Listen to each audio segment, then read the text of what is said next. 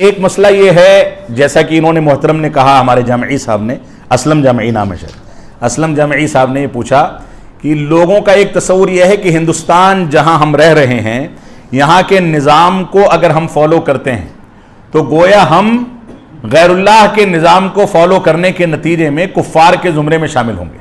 सवाल ऐसे ही है, यानी ला हाकिमा इल्लल्लाह का जो तस्वुर है, ला हाकिमा इल्लल्लाह जो तस्वुर है, यह तस्वुर क़तअन गलत है। जो मुल्क जिसमें अल्लाह रब्बुल आलमीन के फजलो करम से अल्लाह रब्बुल आलमीन ने हमको जीने का और तरक्की करने का मौका दिया है, यह मुल्क हमारे दीनी मामलात में किसी भी अंदाज की दखल अंदाजी निज़ामी तौर पर देने का हकदार नहीं है।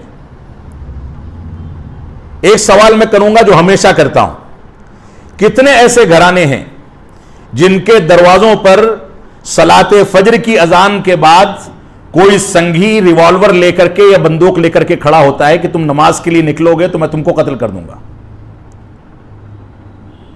और कितने मुसलमान निकल करके आते हैं। यह हमारी कोताही है।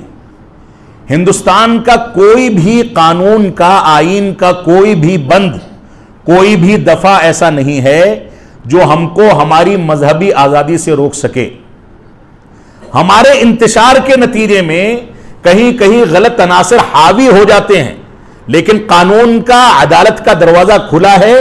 हम कायदे की अदालत से पैरवी करें, मेमोरेंडम का निज़ाम इख्तियार करें, वजारत दाखिला को मुतनब्बह करें, मेमोरेंडम भेज करके सदर जमहूरिया, वजीर आजम से बातचीत करें, मेमोरेंडम भेज करके, तो हमारे मसाइल हल हो सकते हैं। और नहीं हल होंगे तो अदालत के दरवाजे खुले हैं, अदालत से इंशाअल्लाह हमको इंसाफ मिलेगा।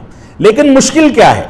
मुश्किल यह है कि हमारे मुसलमानों के दरमियान पाए जाने वाले मुख्तलिफ मकातिब फिक्र सिर्फ मसलकी इख्तिलाफ की बुनियाद पर हमारे दुश्मनों को मसाला मुहैया करने का काम करते हैं, और उसके बगैर वो हमारा दुश्मन कामयाब नहीं होता।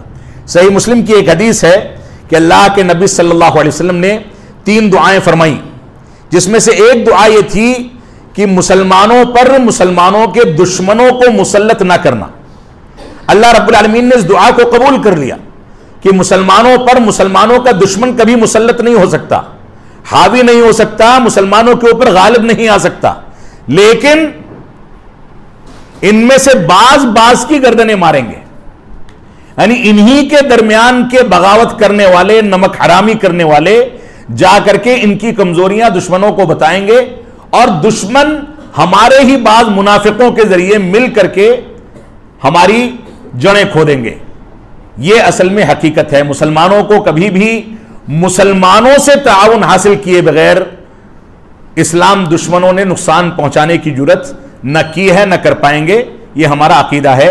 अल्लाह रब्बुल आलमीन हमको इसके बारे में गौर व तदब्बुर करने की तौफीक अता फरमाए।